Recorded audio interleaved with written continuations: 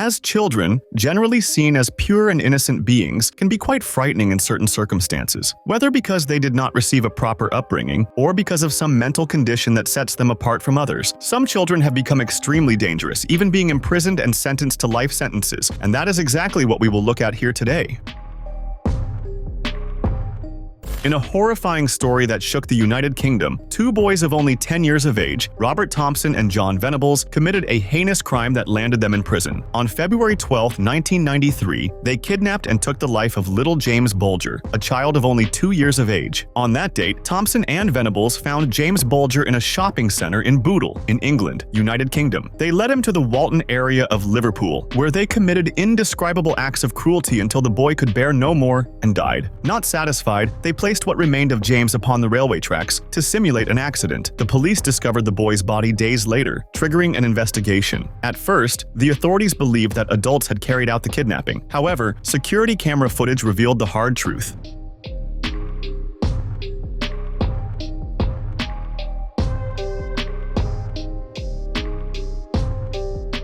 Robert and John had difficult childhoods. Although considered rebellious, they had never been involved in serious crime before. However, on that day they went too far, leading to both being imprisoned in November of 1993. Robert Thompson and John Venibals were sent to detention until reaching the age of maturity. Upon turning 18 years of age in 2001, both were released and given new identities. This sparked protests around the world, but the English authorities did not reverse their decision.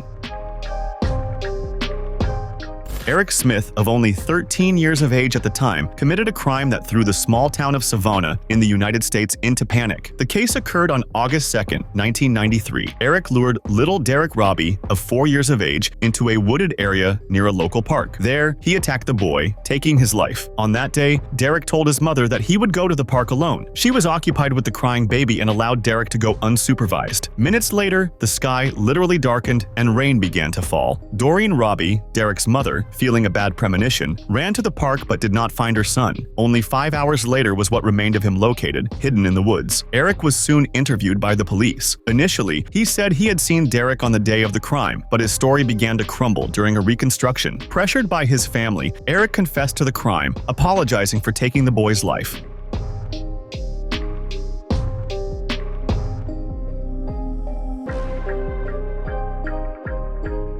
Smith was charged with second-degree murder and tried as an adult. In 1994, he was sentenced to 9 years of imprisonment, which could be extended to life. He was released on parole in 2022 after serving 28 years of detention. His release caused protests, but he insists that he only wants to rebuild his life and leave the barbaric crime he committed behind.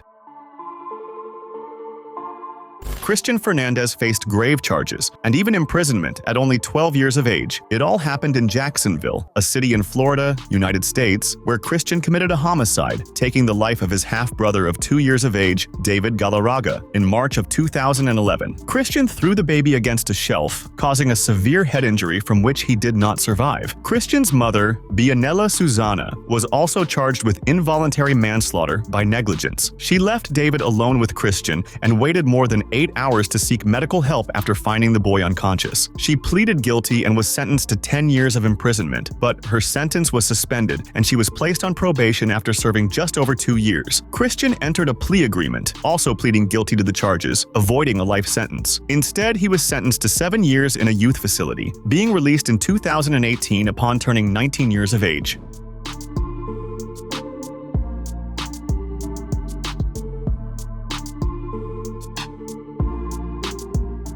The case attracted media attention due to the severity of the charges against such a young child. Today, Christian is on probation, forbidden from approaching his other siblings. In addition, he may not be alone with any minor under 16 years of age without approved supervision. If he violates any condition of his probation, he may be imprisoned again.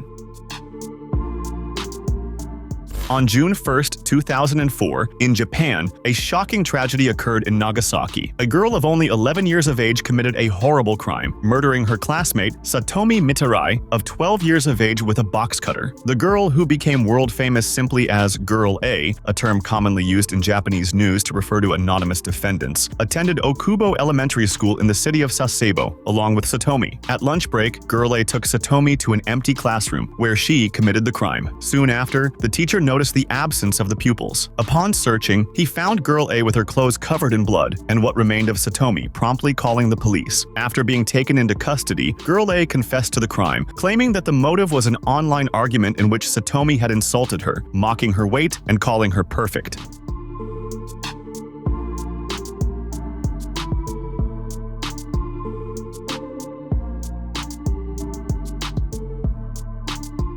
In September of 2004, the Japanese family court decided to commit Girl A to a reform school because of the gravity of the crime. Despite her young age, she was diagnosed with mental disorders and received a 2-year detention sentence, which was extended by 2 more years in 2006 following a psychological evaluation. The last news of the case was on May 29, 2008, when the authorities announced that Girl A would receive no further sentences. As far as is known, she is free today, after having been reformed and having paid for her crime.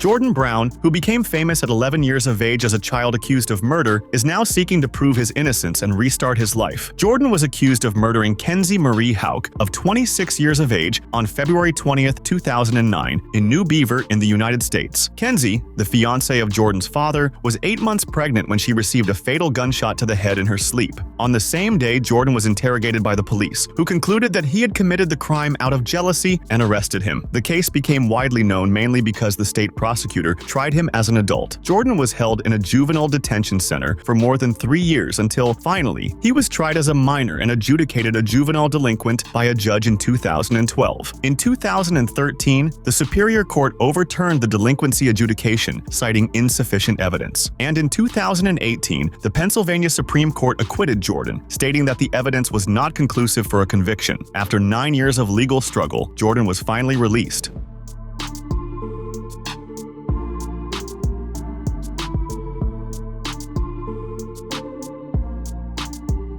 Despite his freedom, Jordan still faces challenges. He suffers from post-traumatic stress disorder and experiences much prejudice because of his case. However, he is trying to rebuild his life. In his last public appearance in 2018, he said he was studying computer science at university. Since then, he has not appeared in the headlines again.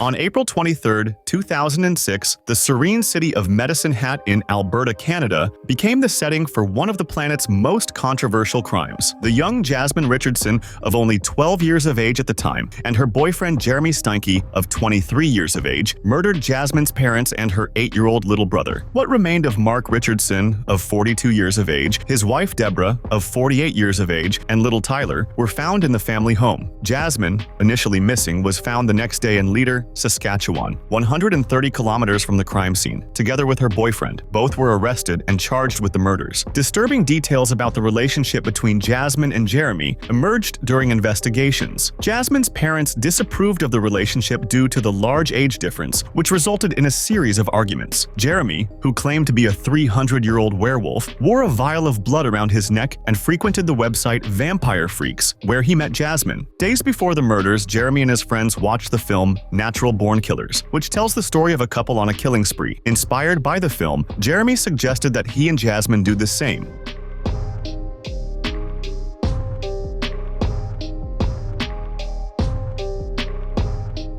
During the trial in November of 2008, Jeremy confessed to the crimes and was sentenced to 3 concurrent life sentences, with the possibility of parole after 25 years. Jasmine, being a minor, was tried under the Canadian Youth Criminal Justice Act and sentenced to 10 years of imprisonment. She showed remorse during her incarceration and underwent rehabilitation. In May of 2016, after serving her sentence, she was released. Today, at 30 years of age, she lives under a new identity in an undisclosed location, trying to rebuild her life after a violent past, while her ex-boyfriend remains incarcerated.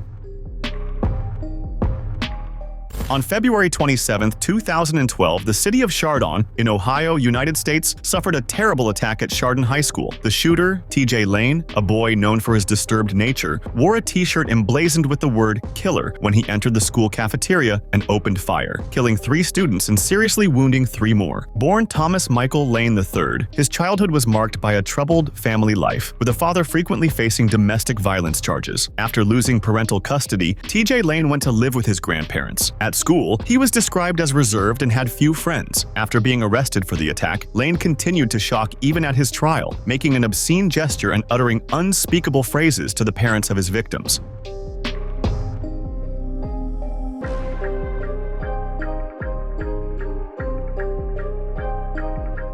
Lane was convicted and sentenced to 3 life sentences, one for each life taken in the tragedy. After his conviction, he was initially held at Allen Correctional Institution, where he continued to display misconduct. In September of 2014, he escaped from prison with 2 other inmates, leading to the immediate closure of Chardon High School for security reasons. Less than 24 hours later, he was recaptured without incident. He is currently serving his sentence at Warren Correctional Institution in Youngstown, Ohio, under stricter conditions.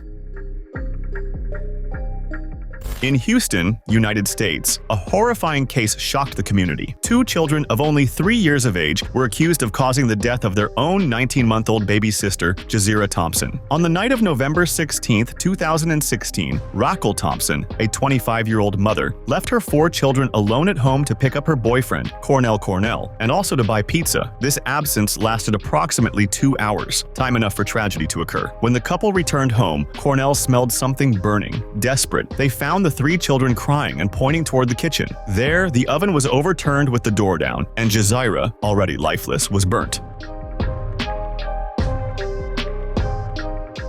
One of the children placed their sister in the oven, while the other turned the temperature up to maximum. All this while the eldest child, of 5 years of age, slept in the bedroom. Raquel and Cornell were arrested and charged with 4 counts of child neglect, with bail set at $36,000 United States dollars for each. The other 3 children were taken by Child Protective Services, which publicly emphasized the danger of leaving children unsupervised at home.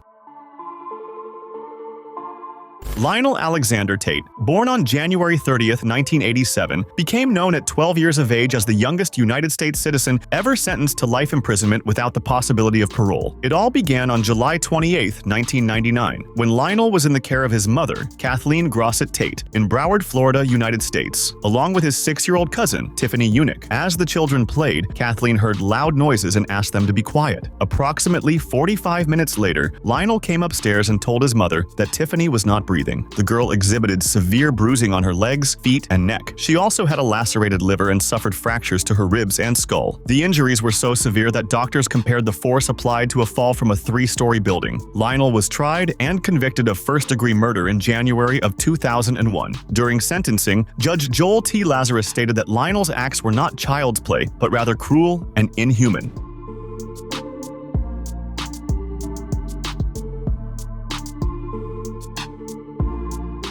Despite his age, Florida law required Lionel's conviction without needing to prove intent to kill. This generated much controversy and criticism of the state's juvenile justice system. In 2004, the sentence was overturned due to the lack of mental competency evaluation before the trial. He was released under house arrest and probation. However, in 2005, he was arrested again for armed robbery. He threatened a pizza delivery person with a firearm and later assaulted a resident who did not want him in the apartment. In 2006, he accepted a plea agreement and was sentenced to 30 years of imprisonment for violating his probation.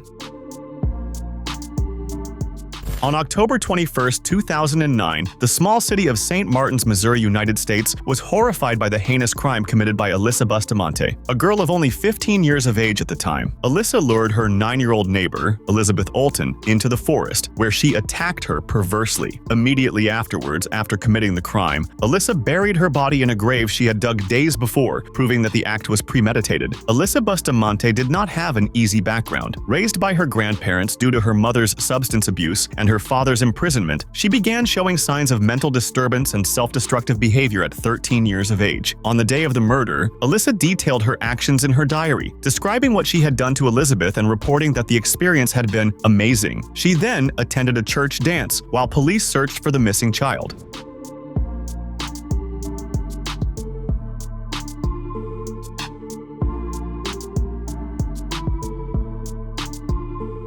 Alyssa was arrested on November 17, 2009, charged with first-degree murder and criminal use of a weapon. In 2012, she accepted a plea agreement, pleading guilty to second-degree murder. She received a life sentence with the possibility of parole and an additional 30-year sentence. She currently remains behind bars with the possibility of being released on parole due to recent changes in the juvenile penal code. However, her future remains uncertain, leaving us only to await the unfolding of Alyssa Bustamante's story. Don't forget to subscribe so you can watch more videos like this.